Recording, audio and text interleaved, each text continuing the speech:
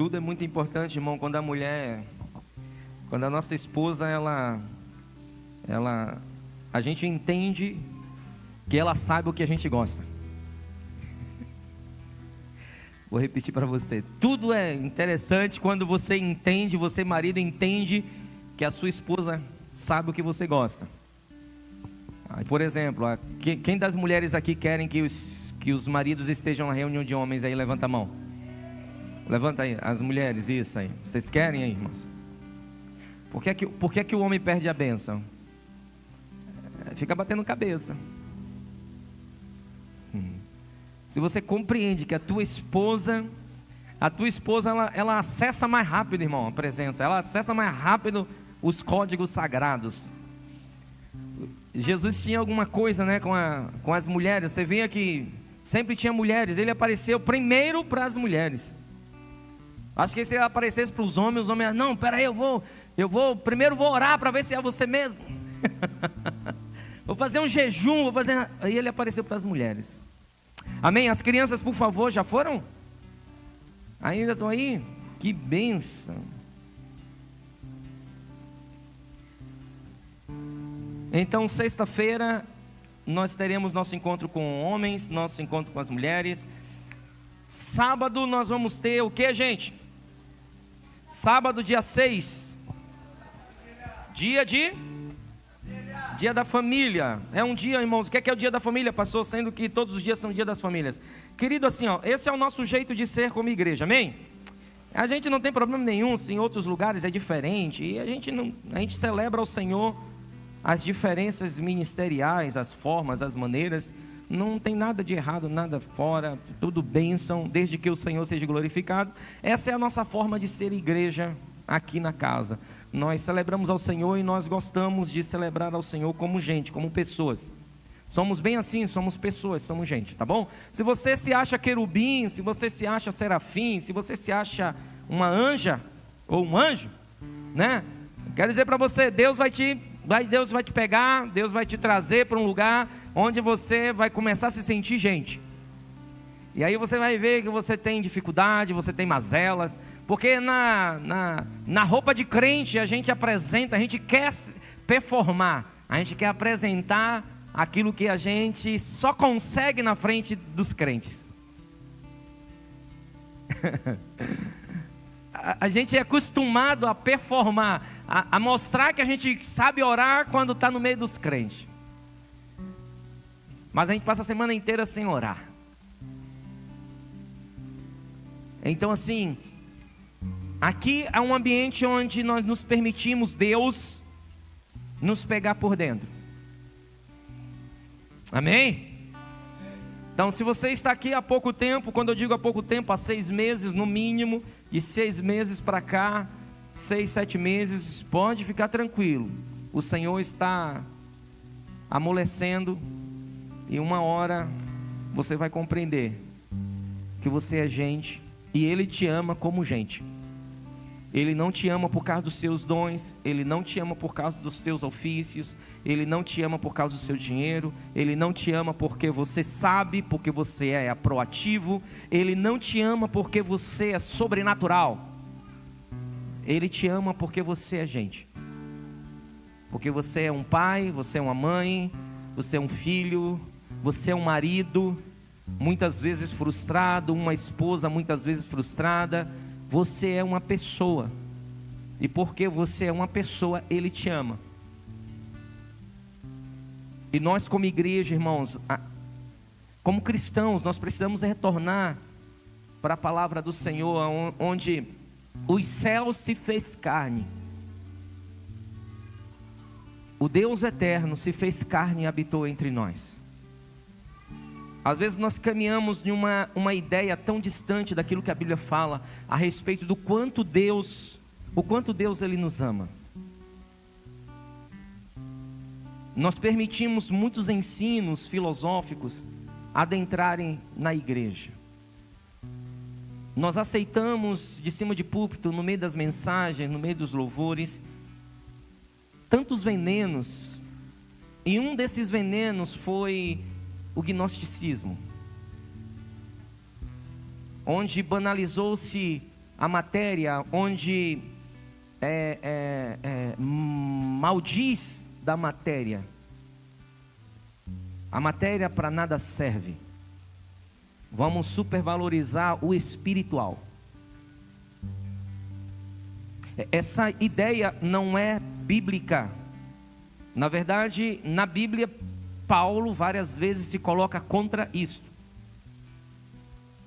Menosprezar a matéria, menosprezar o material, a carne, o ser, não é bíblico. Isso é gnosticismo. Supervalorizar a vida sobrenatural. Aquele que tem um ofício ministerial, aquele que é chamado de pastor, de diácono, aquele que é chamado de apóstolo, de profeta, este sim ouve a Deus. Isso não é bíblico. Menosprezar o ser humano não é bíblico. A Bíblia nos fala: Deus amou o mundo de tal maneira que entregou o Filho dele para morrer por nós. Então Ele valorizou quem você é. A Bíblia fala em João capítulo 1: e o verbo se fez carne. Olha só, Deus se fez carne. Aquilo que a filosofia menosprezava, aquilo que a filosofia gnóstica menosprezava, o Deus, o eterno, Ele se fez carne e habitou entre nós. E vimos a sua glória, onde? Na carne, como unigênito do Pai. Nós precisamos, como Romanos, como Paulo capítulo 12 fala, como Paulo fala em Romanos capítulo 12, nós precisamos, no verso 2, nós precisamos renovar o nosso entendimento. Nós precisamos permitir ler a Bíblia com os olhares do Cristo, como Cristo nos vê, o que Cristo pensa sobre nós. Às vezes estamos anos dentro da igreja, estamos anos indo em igreja, saindo de igreja, indo em igreja, passamos aqui e aí dá uma birra, porque onde reúne crente sempre tem dificuldade, amém? Dificuldade de quê? Em relacionamento, irmão, isso é normal, isso é coisa de toda a família. Entende? Essa é uma realidade de família, tá? Então assim, de vez em quando eu tenho 4 irmãs, né? De vez em quando a gente tem que resolver alguns BO entre a gente, estamos longe, a 3.000 quilômetros de distância. Às vezes tem que fazer uma reunião no WhatsApp para poder a gente resolver alguns BO. Porque não sei o quê. Aí uma me liga, depois a outra liga, depois a outra, para depois fazer uma reunião para a gente. Irmão, mesmo longe, família dá BO, irmão. Tem situações. E isso é natural. Porque nós aprendemos a caminhar juntos. Igreja é isso, igreja é família. Igreja, o pensamento de Jesus sobre eclésia nunca foi pessoas perfeitas caminhando em uma mesma direção. Não, foi completamente o contrário. Foi pessoas imperfeitas, diversidade de ideias, de pensamentos, etnias. Ele fez de muitos um. Sabe qual era o diferencial? Sabe qual era o poder de Deus nisso? Era nos dar um coração sensível para aprender, para respeitar, para ser humilde. Igreja não é um lugar, não é o céu, irmão. Igreja não é o céu. Igreja é um lugar onde nós aprendemos a lidar uns com os outros, comunhão. Quantos de nós aqui fugimos de casa, fugimos do laço da família, ou não tivemos família, ou não tivemos laços de família? E aí nós já chegamos em uma igreja e nós precisamos aprender a lidar. Deus está te dando a oportunidade para compreender o que é família. Amém? Então assim, dia 6, sábado que vem, nós estaremos como família, uma tarde inteira e parte da noite ali. Vamos estar celebrando nossas crianças, dando risada, brincando. Olha só, da última vez que fizeram isso, a gente achou que era só as crianças que iam se divertir. Eu vi barbado, irmão, pulando. em piscina, e descendo lona, brincando, se divertindo, glorificando a Deus. Aí para muitos querubins, não, isso aí não é ser crente. Isso não é ser crente. Ser crente é se a gente estiver lá no monte orando. Isso sim é ser crente.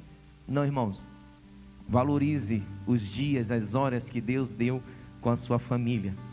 Valorize cada minuto, cada segundo, irmãos. Sabe por que você murmura? Sabe por que você reclama? É que você não tem noção do valor de um minuto de vida. Sabe quem é que valoriza o minuto e a hora de vida? Quem está no hospital.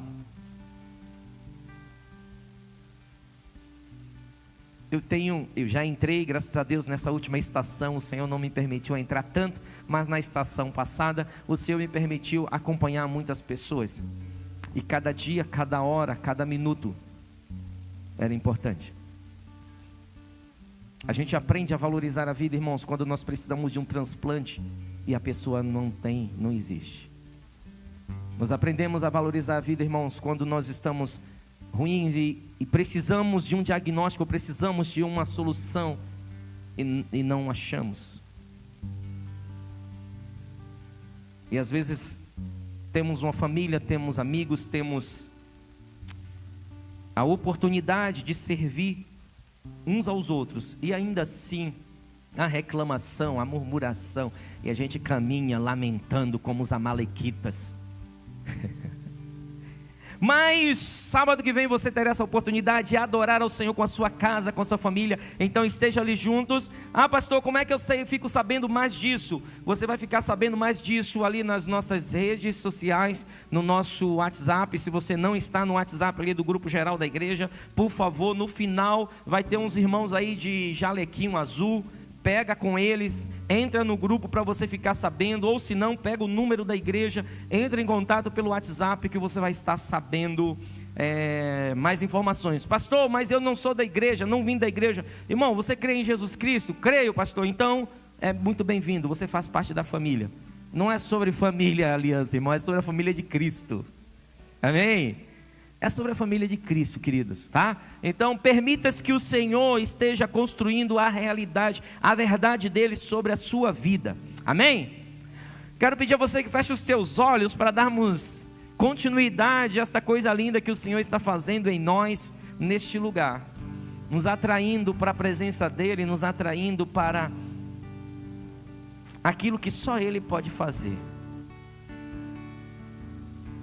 Somente Ele pode fazer milagres, somente Ele pode fazer desaparecer o câncer, somente Ele pode curar, somente Ele pode intervir, só Ele pode trazer novamente a alegria para a sua casa. Temos aprendido a celebrar neste lugar, a celebrar o que o Senhor tem feito. Ontem à noite estávamos celebrando 4 casamentos aqui, a igreja, todos amigos, familiares, adorando ao Senhor, celebrando ao Senhor, porque 4 casais decidiram chamar Jesus para a casa deles. Olha que coisa maravilhosa. E onde Jesus está, os milagres acontecem. Ele não disse que onde ele estivesse não teria dificuldade, não teria provações, não teria situações adversas. Não, ele falou que estaria conosco. E que nada e ninguém poderia nos tirar das mãos dele. Olha que maravilha. Mesmo no vale da sombra da morte, ele está conosco. Mesmo nos momentos difíceis, conosco mesmo, ele está conosco. Mesmo nos momentos de situações, de nossas mazelas, mesmo naqueles vales emocionais, Ele está conosco. Por isso, Senhor, nós entregamos a honra, a glória e o louvor a Ti nessa noite. E nos permita, Senhor, a cooperar com aquilo que o Senhor está fazendo sobre cada vida aqui. Nos ajuda a Te ouvir nessa noite. Sim, Senhor. Tu és digno de tudo, pois tudo vem de Ti e tudo é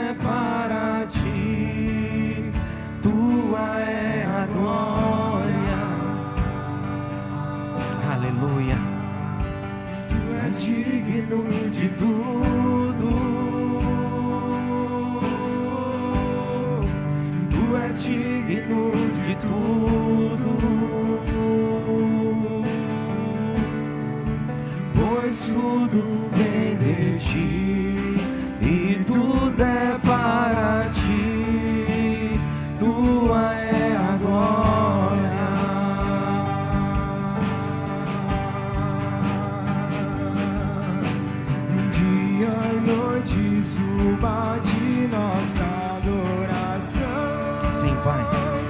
Dia e noite suba de nossa adoração. Dia e noite suba de nossa adoração. Dia e noite suba de nossa adoração. Tu és digno de tudo. Aleluia. A Ti, somente a Ti, Senhor. Tu és digno de tudo. Obrigado, Senhor. Pois tudo vem de ti, tudo é para ti. Tua é a glória. Aleluia. Nós temos falado nesta casa nos últimos 60 dias, queridos, sobre... Eu lembro muito bem da mensagem que nós trouxemos para esse novo ciclo, falando sobre voltar a sonhar. Falamos aqui a respeito da importância de voltarmos a sonhar. E nos bastidores, alguns irmãos me procuraram, alguns irmãos testificaram, testemunharam do quanto eles voltaram a sonhar. Alguns casamentos aqui ontem à noite foi porque pessoas voltaram a sonhar. Alguns irmãos com projetos e planos, eles reavivaram o sonho no coração deles. E isso o Senhor reservou para nós. E nos parece que na caminhada, no dia a dia, esquecemos dessa verdade. Em seguida também nós continuamos a falar sobre estes princípios. Chegamos até o ponto 15 dias atrás, nós falamos sobre cooperar com Deus. Cooperar com a vontade de Deus. Nós sonhamos sim, mas precisamos sonhar os sonhos de Deus sim. Quais são os sonhos de Deus para a minha vida? Já está escrito, busca. Peça, clame, apresente. Porque Ele vai estar testificando ao seu coração. Deus, Ele é um Deus relacional. Deus, Ele não impede, Ele não dificulta a relação contigo, o falar contigo. Ele deseja falar com você. Nós criamos formas e maneiras, criamos distanciamento, mas Ele perto estás. Daquele que tem um coração quebrantado, daquele que tem um desejo de ouvir o que Ele tem para dizer. As últimas pregações aqui têm sido sobre esta verdade, cooperando com Deus.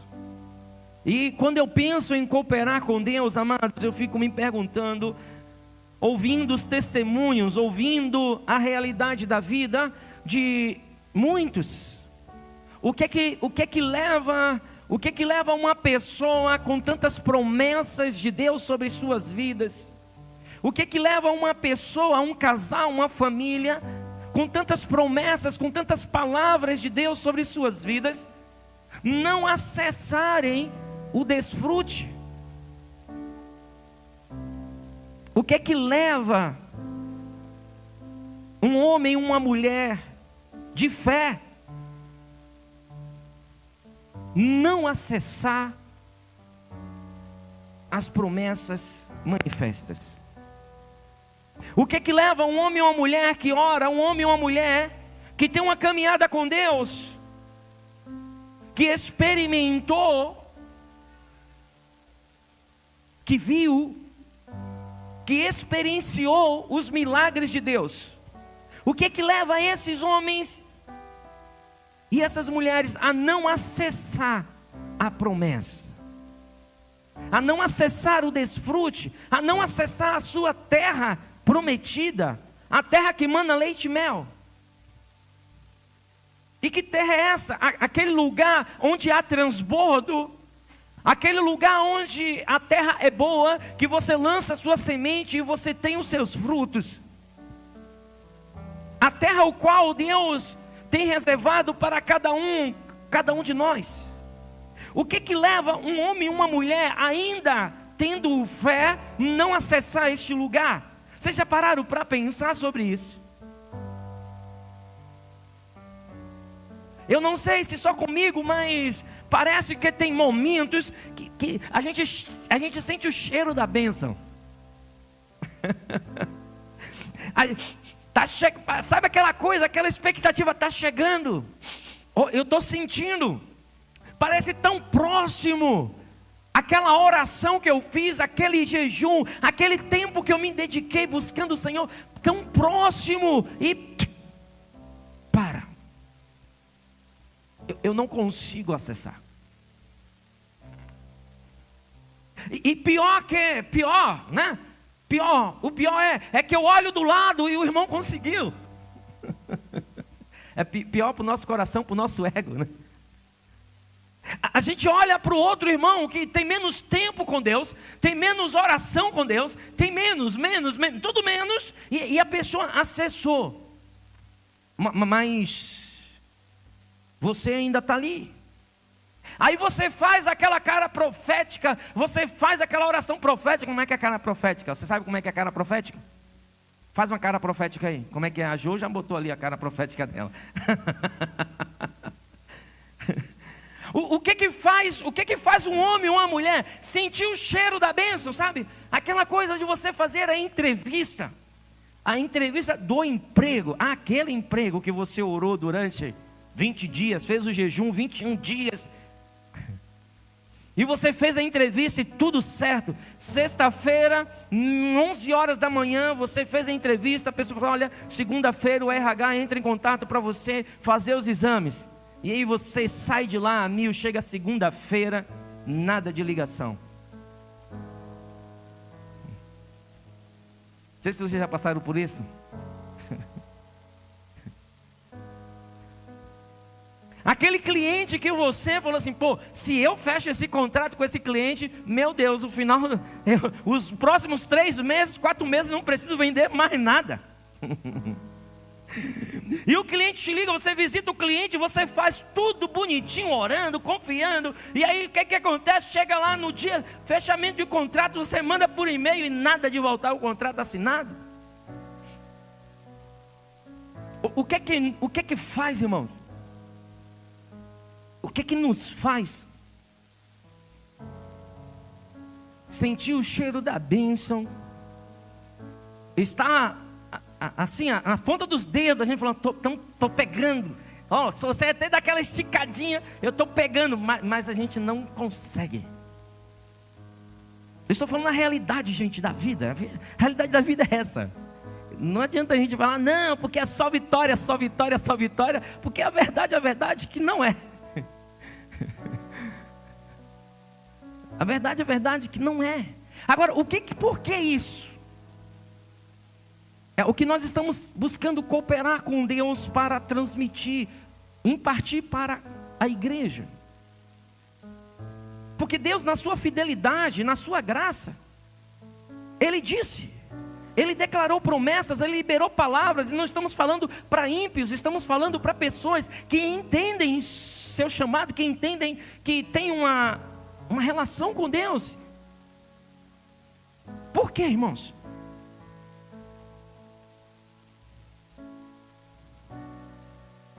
A Bíblia fala em Hebreus capítulo 11, verso 39, na galeria da fé, ele fala sobre um monte de gente que tinham fé, que a gente tem referência deles como pessoas de fé. E lá no final do versículo, no final do capítulo, ele fala assim: ó, embora tendo fé, eles não alcançaram a promessa. Embora caminhando, embora tendo vivido, embora tendo visto, embora tendo experimentado, eles não acessaram o lugar. E essa casa está caminhando de março deste ano até o março do ano que vem sobre uma palavra de acesso. Para nós o ano não está terminando em dezembro.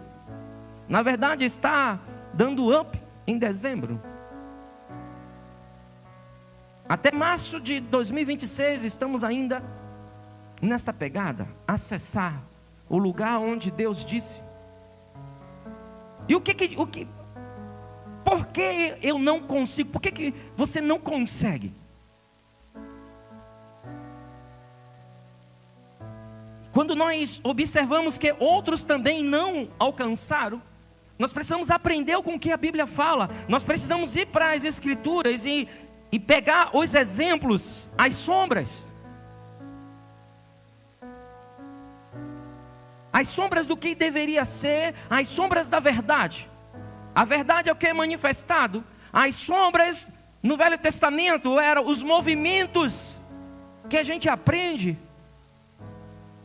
Os movimentos de Deus no Velho Testamento sobre vidas, sobre povos, sobre nações. Diretivas de Deus específicos para questões específicas naqueles dias. Nós precisamos aprender a decodificar aquilo que ele ensinou. E na Bíblia há um exemplo claro sobre o porquê nós não acessamos o lugar que é nosso. E a Bíblia é clara, e nós não damos o valor. Nós birramos com Deus. Nós queremos vencer na força do braço. E não trazemos os princípios que a palavra de Deus nos fala. Se você compreende compreende um pouco sobre a palavra, sobre a história do povo de Israel,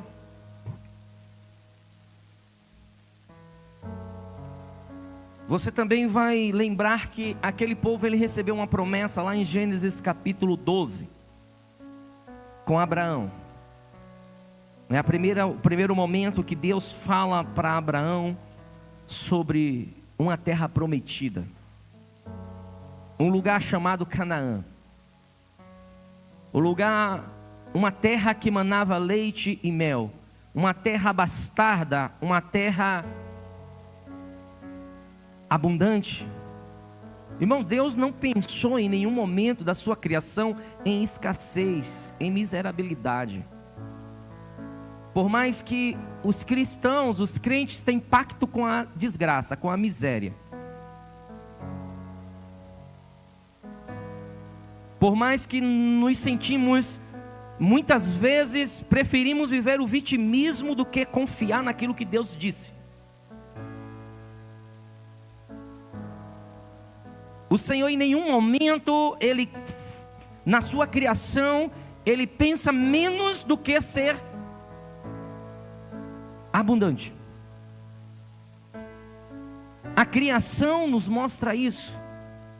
Se você tiver um pé de laranja que dê só uma laranja em cada estação, você passa o facão e queima. É ou não é? Se você tiver um pé de bergamota lá na sua casa e estiver dando só uma bergamota por ano, o que é que você faz com ele? Eu quero a sombra. Quem que planta bergamota para pegar sombra, gente? Quem é que pode ter algum doido, tudo bem. Cada um nas suas loucuras. Não é né? Cada um, vou plantar um pé de laranja para fazer sombra para mim. Você planta um pé de laranja para fazer o quê? Chupar laranja. Não é pecado você falar isso. Você planta um pé de bergamota para você chupar bergamota. Um pé de manga para você chupar manga. Agora, se você planta um pé de manga e só dá uma manga no ano, o que é que você faz? Em qualquer lugar da terra. Na minha terra, a gente mete o facão e corta. E vamos atrás de uma outra, ou plantamos aquela semente para ver se dá uma manga diferente. Porque manga que só dá uma manga, irmão, não é natural, não é da natureza dela, ok? É ou não é? É da natureza de um pé de bergamota dar uma bergamota? Está com problema genético, é ou não é? Beleza, todos os pés de frutas é assim.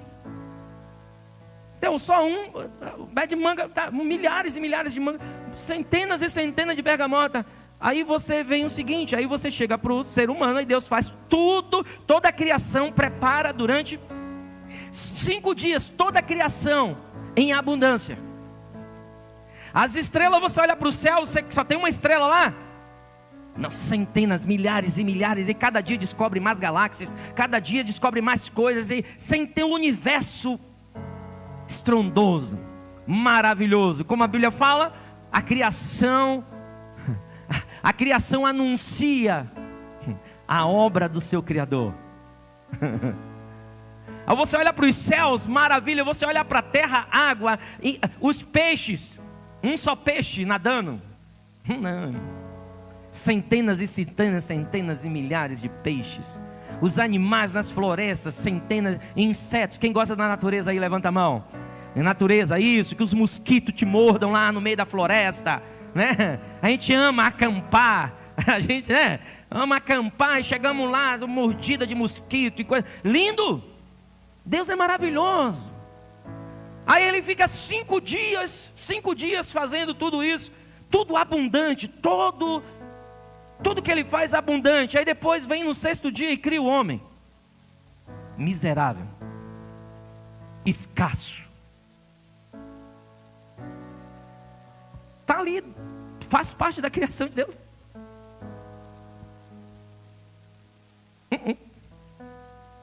Aí ele faz, olha só, todos os outros 5 dias ele fala, ele não diz que é a sua imagem e semelhança, viu? Essa abundância ele não diz que é assim. Ele fala que é obra das suas mãos, faz parte do caráter dele, faz parte do DNA dele, das ideias, dos planos. Aí ele vai e cria o homem e fala assim, ó, façamos o homem a nossa imagem e semelhança, e domine ele sobre, governe ele sobre. Ele não nos fez miseráveis, escassos. Agora, como é que nós aceitamos isso? Da mesma forma que nós sentimos o cheiro da promessa, nós sentimos o cheiro da bênção, nós sentimos o cheiro da conclusão daquilo que o Senhor disse que é nosso e não conseguimos acessar. A Bíblia vai nos falar que a promessa de Deus para aquela nação começa lá em Gênesis capítulo 12. No verso 7 ele vai falar a respeito disso. Ele vai reafirmar sobre esta promessa de uma terra que manava leite e mel a Abraão em Êxodo capítulo 3, versos 7 e 8 também.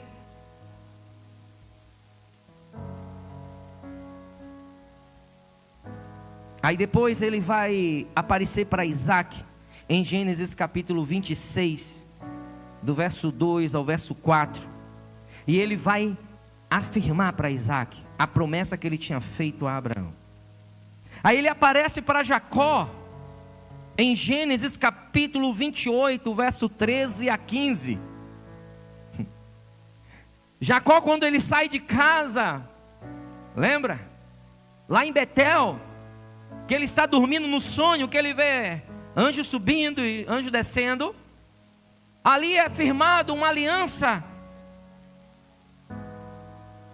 um pacto. Jacó faz com Deus: se o Senhor me abençoar em toda a minha trajetória, eu darei dízimo sobre todas as coisas. Ali é um coração disposto a honrar ao Senhor. E o Senhor o abençoa. E mais tarde, um homem próspero, abundante, um homem de fato, carregando a multiplicação, carregando Gênesis capítulo 1, verso 26 e 27, governando. Esse homem volta com suas mazelas, com os problemas da vida, tentando resolver, e volta para Betel. Aí você vai ver isso lá em Gênesis capítulo 35, do verso 10 ao verso 12. E ele chega diante do Senhor e fala: Senhor, o Senhor fala assim: olha, eu vou dar uma terra que manda leite e mel.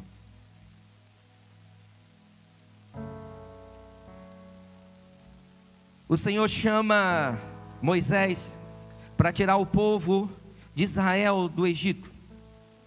Lá em Êxodo capítulo 3, do verso 7 ao verso 8, o Senhor fala para Moisés a respeito dessa realidade, desta promessa. E Êxodo capítulo 3, verso 17 também sobre a mesma promessa.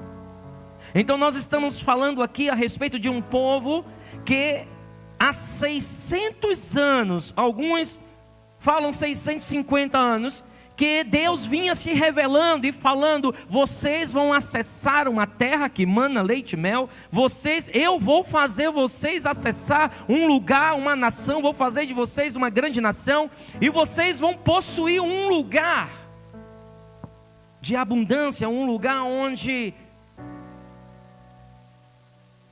eu vou abençoar vocês. 600 anos entre Abraão, Gênesis 12, a Números capítulo 13, Josué acessando.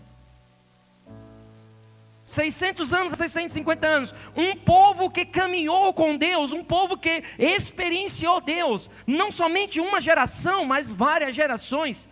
E eles estiveram presos, eles sabiam da história. Eles sabiam da história dos seus avós, dos seus pais. A cultura judaica ensinava isso, passava de pai para filho, todo o ensino, as promessas. Escreviam eles sobre as promessas. Isso tinha sido passado, vó, bisavós, pais, sobre as promessas, sobre a terra. Há um lugar onde o Senhor disse que é o seu. Há um lugar que o Senhor disse que você vai prosperar. Há um lugar onde o Senhor disse que não é somente sobre ganhar dinheiro, é sobre prosperar, é sobre a sua família, é sobre a sua casa, é sobre os sonhos de Deus, os planos de Deus, os projetos de Deus se desenrolar sobre você. É sobre a sua mesa ser uma embaixada do reino, de um reino que tem abundância, é sobre um reino que derrama graça, misericórdia, favor imerecido. Este povo estava sendo ensinado de que havia essa promessa e eles estavam caminhando em direção. E quando alguma coisa os parava, Deus levantava alguém: vamos tirar eles de lá. Quando eles foram para o Egito, quando eles foram escravos no Egito, o Senhor levantou Moisés: vamos tirar eles de lá, porque a minha palavra, eu disse para eles que eles vão herdar um lugar, que eles vão possuir um lugar, que eles vão acessar um lugar. Um lugar onde eles vão poder abençoar outros. Um lugar onde não vai haver miséria no meio deles. Um lugar onde eles vão abençoar, vão ter um coração disposto. Um lugar onde eles não vão precisar contar as moedas, mas um lugar onde eles vão ter em abundância. Um lugar onde eles não vão se planejar para ver quem é que eles vão procurar para emprestar dinheiro, mas um lugar onde eles vão dizer: eu posso emprestar.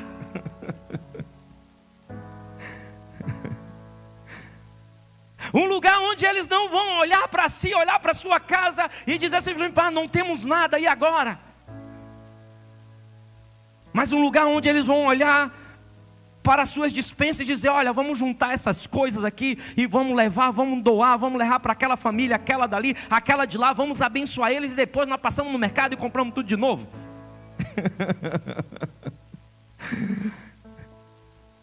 Era Canaã, era o lugar que lhe manava leite e mel, era o lugar onde você não estava preocupado sobre o cartão, você estava sabendo que era algo que Deus tinha colocado você. 600 anos a 650 anos, eles estavam sendo ensinados até a tomada. Aí eu quero convidar você a abrir sua Bíblia em Números capítulo 13. O que faz um homem, um povo, o que faz uma mulher, um homem de Deus, uma mulher de Deus, não acessar, não possuir aquilo que Deus, este lugar que Deus disse que é seu? Eu já falei aqui, gente, os céus não é sobre você, os céus é sobre Cristo Jesus. E na palavra dele diz, Efésios capítulo 2, verso 8 e 9: porque pela graça sois salvos por meio da fé. Isso não vem de vocês, é dom de Deus, não vem das obras, para que ninguém se glorie. O céu já está resolvido na pessoa de Cristo Jesus. A sua Canaã não é os céus. A sua Canaã não é os céus.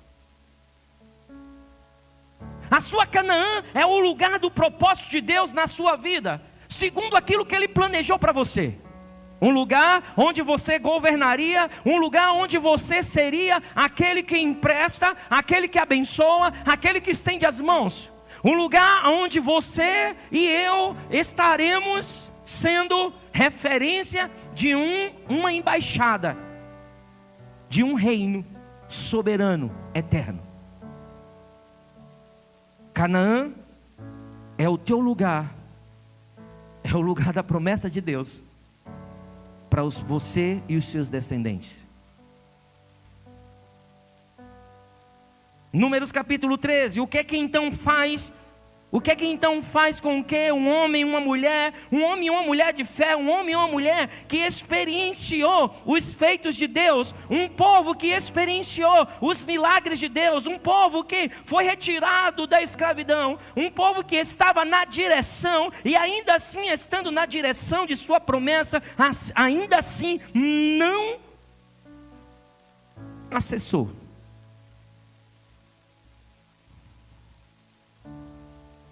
Eu quero começar a falar sobre isso hoje e terminaremos no domingo que vem, para você ficar tranquilo. Números capítulo 30 fala a respeito. Moisés, depois que passa o mar vermelho, o povo vendo as águas se abrindo, o povo olhando para trás e vendo as águas se fechando sobre o exército do Egito. O povo caminhando na direção, experienciando a presença, a palavra. Chega um momento então do cheiro. Eu gosto muito dessa passagem, irmãos, porque me ensina bastante. Esses princípios que está aqui no capítulo 13, no capítulo 14, na minha Bíblia está tudo marcado. Eu aprendo porque eu não quero ficar sem acessar. Não é somente eu ter a promessa, e diferente daquelas músicas que a gente canta gospel, né? Não morrerei enquanto as promessas não se cumprem, né? A gente gosta, é linda aquela música, né? Não morrer eu gosto também, mas não está conforme, né? O resto tudo está bênção, eu gosto, mas não bate. Porque você pode morrer sim, muita gente morreu sem ter acessado. E a Bíblia fala em Hebreus capítulo 11, muita gente morreu sem ter acessado. Então não é sobre fé, porque todos tinham fé que Deus disse que ia.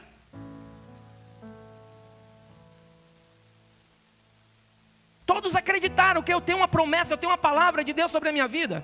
Você quer ver só? Quem tem palavra de Deus sobre a vida aqui, levanta a mão. Vamos lá, quem tem palavra de Deus, de promessa de Deus sobre a sua vida, levanta a mão. Amém. Se você não tem, eu quero dizer, a partir de hoje você tem. Deus te destinou para o melhor da terra, para manifestar os céus sobre a terra. Seja feita a sua vontade, assim na terra como está nos céus. A não ser que você me fale que Deus planejou para você o pior.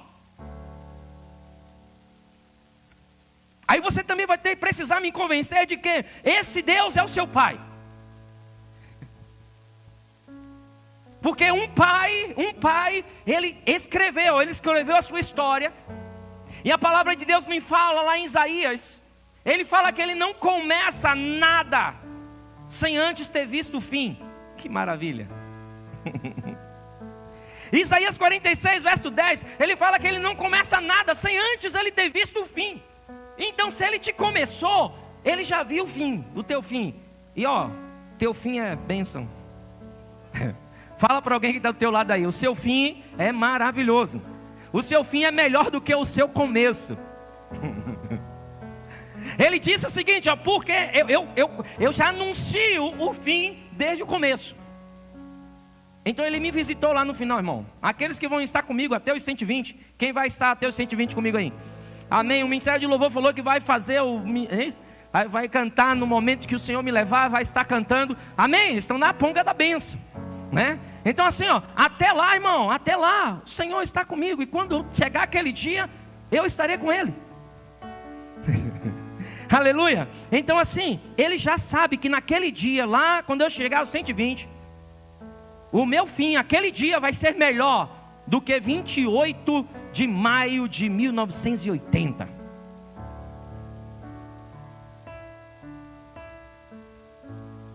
Lá naquele dia,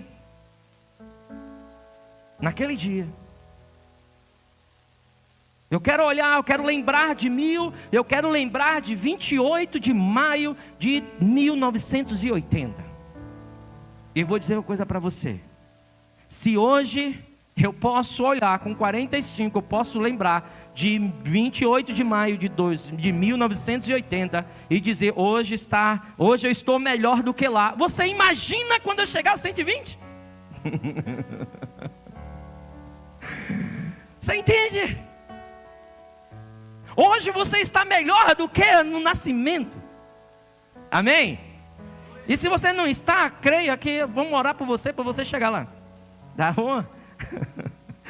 Então o que acontece aqui em Números capítulo 13? Nós vamos encontrar Moisés naquele cheiro da bênção. Ele fala assim, pô, nós chegamos no lugar, chegamos aqui, estamos aqui ao redor. Vamos então observar o lugar onde o Senhor disse que é meu.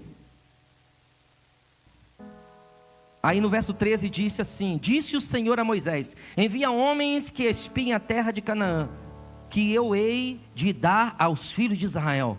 De cada tribo de seus pais envia um de seus líderes. Já começando, irmãos, para acessar o seu lugar no Senhor, irmãos, você precisa aprender a se liderar. Você precisa aprender a dizer não para você mesmo. Você precisa aprender a dizer não para os seus costumes, para as suas maneiras, para os seus desejos. Você precisa aprender a ter disciplina. É característica de um líder isso. Ter foco, direção, submissão. Um coração ensinável. Um líder sem ter coração ensinável, irmão, é uma desgraça.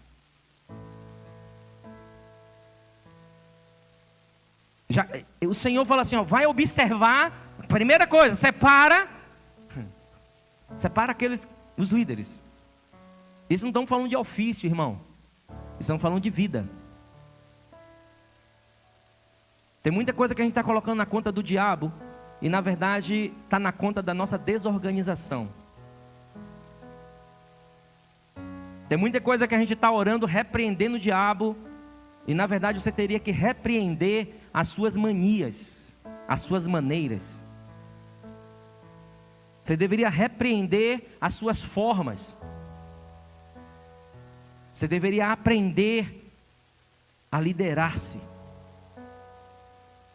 a focar naquilo que é o teu, que é o teu quadrado. Começa ali. Não adianta você fazer batalha espiritual, não adianta você dar oferta, não adianta você dar dízimo, não adianta você fazer nada e continuar desorganizado, comprando tudo e lançando para o amanhã. Não adianta você pedir para Deus te prosperar e você continuar achando que há black fraud. Não adianta. Não adianta você falar, Deus, cadê a minha casa, cadê a minha terra, cadê meu Canaã? E você continuar sendo um consumista, um produto do condicionamento da sociedade pós-moderna. Não adianta.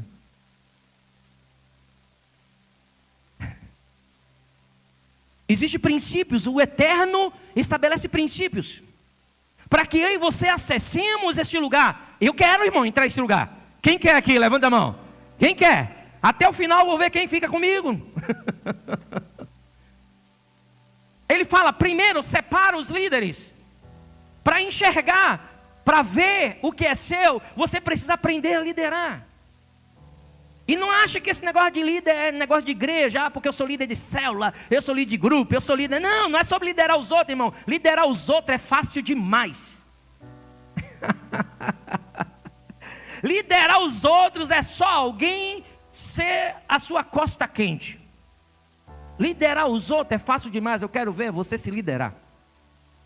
Eu quero ver você dizer, eu vou acordar às 5 e vou acordar às 5. Eu quero ver você tirar o soneca do seu celular. Eu quero ver você com você mesmo.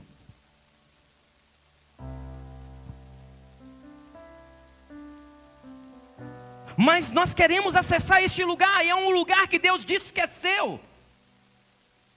E nós falamos aqui nesta casa, há 45 dias atrás, nós falamos, os líderes desta casa estão comprometidos com a tua bênção. Esta casa está comprometida com o melhor de Deus para a sua família, para os seus negócios, para a sua existência. Esta casa está comprometida. Cada líder está comprometido. Porque o Senhor disse que essa é a nossa herança, é fazer com que vocês acessem o lugar de vocês. Essa é a nossa herança como liderança.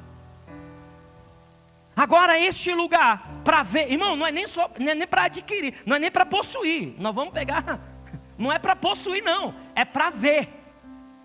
Isso aqui era para espiar a terra. Para espiar a terra, você precisa mudar a sua mente.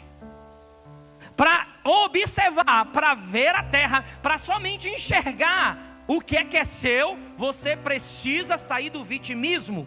Você precisa sair do coitadismo, você precisa sair daquele lugar onde você fica esperando que o governo, fica esperando que alguém faça por você.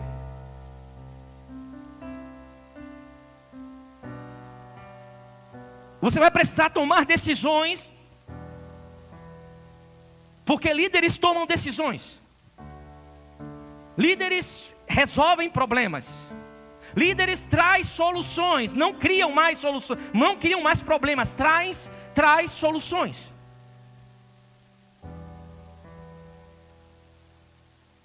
Líderes olham, aquilo é meu, aquilo o Senhor disse que é meu. Então, Senhor, o que é que nós podemos fazer? Líderes cooperam. E o Senhor disse para Moisés, separa esses caras. Separa esses e envia. Aí a Bíblia fala que Moisés foi lá, falou com o pessoal, separou 12. Um representante de cada tribo. Aí no verso 17 diz o seguinte: quando Moisés os enviou para explorar a terra de Canaã, disse-lhes, subi ao Neguebe e escalai as montanhas. É necessário que a gente avance, que a gente suba a montanha, que a gente se decida a ir além. Não é plano. O lugar de Deus, o lugar que Deus reservou para você, você vai precisar esforçar-se.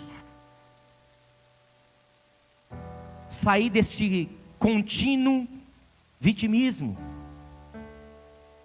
Achar que está todo mundo contra você, achar que as feridas do passado vão se repetir. Se decida. Decida mudar de vida. Não adianta você achar que Deus vai aparecer um dia, um anjo vai aparecer e vai dizer assim, ó, sai, e agora fica. Não vai, irmão. A gente não consegue fazer isso nem com demônio, irmão. A gente fala com o demônio, vai embora. E aí você sai daqui, chega ali na esquina, você fala, vem demônio. Ele vem. Sabia disso?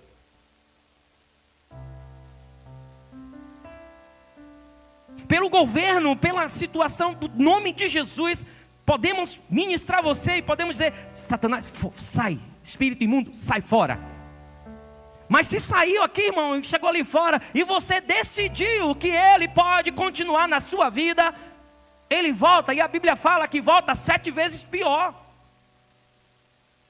Então é sobre o seu poder de decisão, é sobre saber o que você se decide a ser. sobrenatural está em você compreender que Jesus te deu, Jesus restaurou este poder de decisão para você. E se você continuar achando que um dia Deus vai mudar, um dia Deus vai, e você continuar repetindo as mesmas coisas, as mesmas formas, você vai partir sem acessar aquilo que Deus disse que é seu.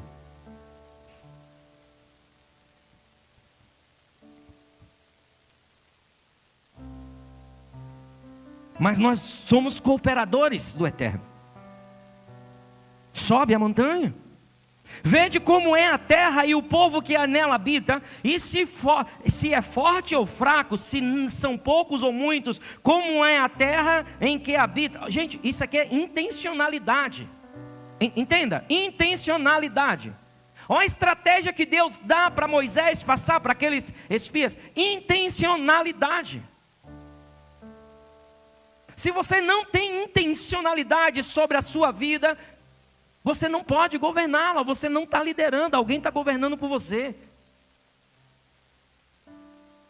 As propagandas estão governando você, suas vontades, seus desejos. Quando você entra num lugar de venda, são as ofertas que estão governando você. É os rios que estão governando você. É as propostas que estão governando você. É intencionalidade. Moisés passa para aqueles homens intencionalidade. Vocês vão ver a casa, vocês vão ver aquele lugar e coisas específicas.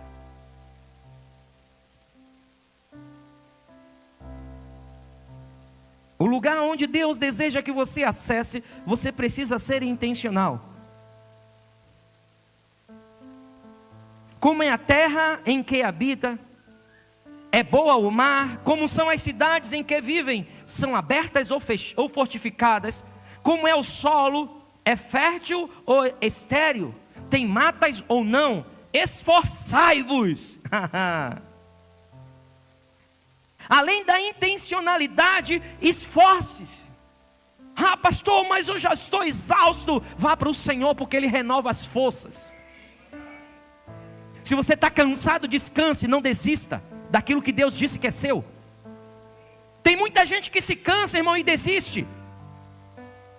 Quando a gente cansa, irmão, é o horário, é a hora de você falar que dia que é o culto de oração, qual é o meu horário de devoção. Quando você cansa, irmão, é o dia que você chega aqui na oração, você se joga aí no chão, descansa o seu corpo, vem alguém orar por você, vem os irmãos louvar ao Senhor, e aí você sai daqui querendo voar. Agora não, os crentes se cansam e o que faz? Desiste. Não é mais para mim, porque Deus não é para mim, não, eu me enganei. Irmão, no nome de Jesus, Deus não se enganou quando Ele disse que você e a sua casa devem prosperar. Ele não errou. Ele não errou em chamar você. Ele não errou quando colocou uma empresa nas suas mãos. Ele não errou quando colocou uma profissão, uma vocação em suas mãos. Ele não errou, irmão. O Senhor viu o teu fim, e nessa trajetória Ele começou a fazer você, e Ele tem trazido até você desafios, sim, desafios que te estica, que te cansa, sim, sim. A Bíblia não me fala que Deus te daria para você ficar tomando água de coco. Ele fala que a tua terra vai te exigir, irmãos. A tua terra vai te exigir, o teu lugar, o teu acesso vai te exigir. Onde está a nossa bênção, estão os nossos conflitos. E se você não se resolve nos conflitos internos, você vai se quebrar nos conflitos externos. Só aqueles que resolvem seus conflitos internos conseguem vencer os conflitos externos, porque vão vir. Não estamos aqui para te enganar, para dizer que vai ser só flores. Estamos aqui para te dizer que o Senhor vai estar contigo até o final. Agora você precisa se decidir, você precisa tomar decisões nesta caminhada. Aí a Bíblia me fala o seguinte: esforçai-vos e trazei do produto da terra. Era o tempo das primícias das uvas. e já estamos indo para o final. Assim subiram os espias à terra desde o deserto, de Zim até Reob, a entrada de Ramate. Aí no verso 23 diz: depois vieram até o vale de Escol, e ali cortaram um ramo de vide com um cacho de uvas, o qual um ramo de vide com os cachos de uvas, o qual 2 homens trouxeram numa vara, bem como romães e figos. Chamou-se aquele lugar o vale de Escol, por causa do cacho que dali cortaram os filhos de Israel. Irmão, eles chegaram lá, eles viram a terra, eles viram que o negócio era bom, eles viram que dava mesmo leite e mel, viram que a frutificação naquela terra era maravilhosa, dava 10 por 1, 30 por 1, 100 por 1, eles ficaram alegres, eles até desfrutaram de quê? Eles cumpriram o que Moisés disse para eles: tragam alguma amostra. E eles levaram alguns frutos.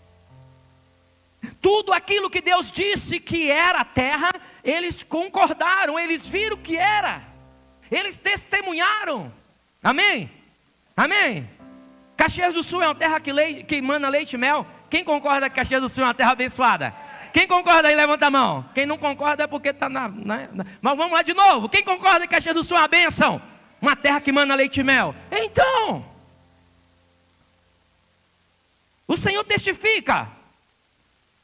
E muitas vezes você tem desfrutado do fruto. Agora, queridos, o que me chama a atenção é o relatório. É o final. O que esses homens, eles testificam. Aí eu quero ler com vocês e vamos encerrar.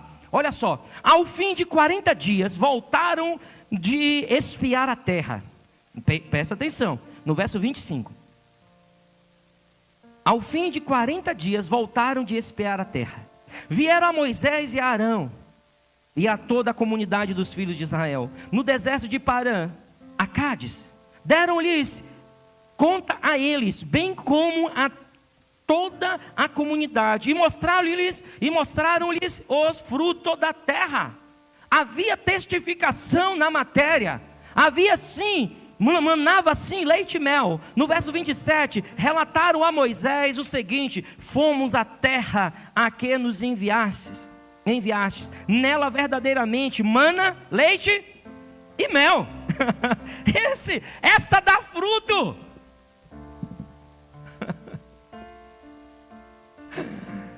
Eles testificaram, é um lugar abençoado, é um lugar que o Senhor disse que é nosso.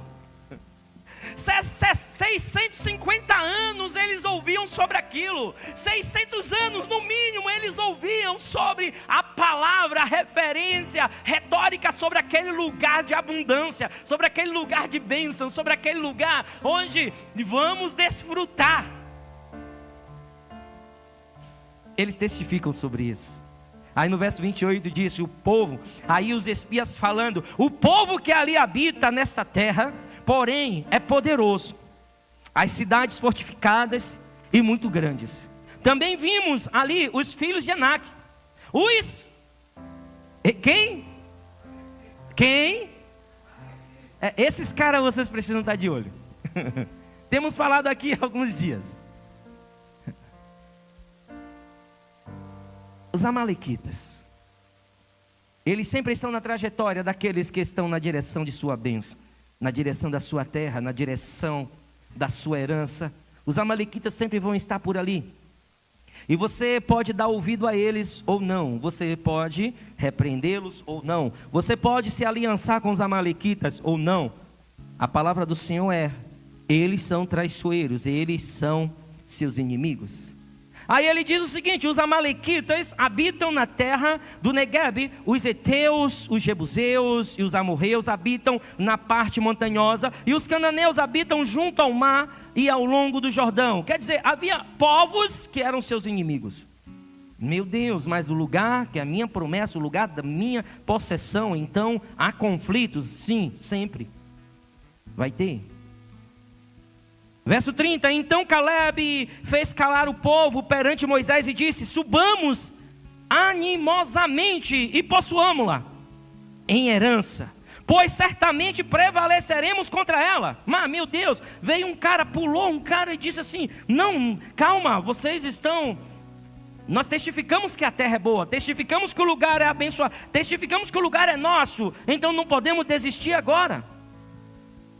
No verso 31, os homens que com ele subiram, porém, disseram: não poderemos atacar aquele povo, é mais forte do que nós. E diante dos filhos de Israel divulgaram um relatório negativo da terra que tinham explorado, dizendo: a terra pelo meio da qual passamos a espiar é terra que devora os seus moradores. Todo o povo que vimos nela são homens de grande estatura. Também vimos ali gigantes, pois os descendentes de Enaque são da raça gigante. E éramos aos nossos próprios olhos como gafanhotos, e assim também lhes parecíamos. A pergunta que eu iniciei a nossa mensagem foi: o porquê que nós não acessamos o lugar que é nosso?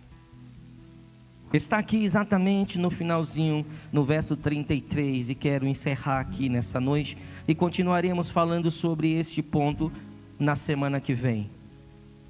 A questão é, irmãos, você pode ter a promessa, você pode ter experimentado, você pode ter experienciado, você pode ter exemplos, sinais e maravilhas, mas se a tua forma de se enxergar não é segundo os olhos de Deus, você vai continuar sendo um gafanhoto.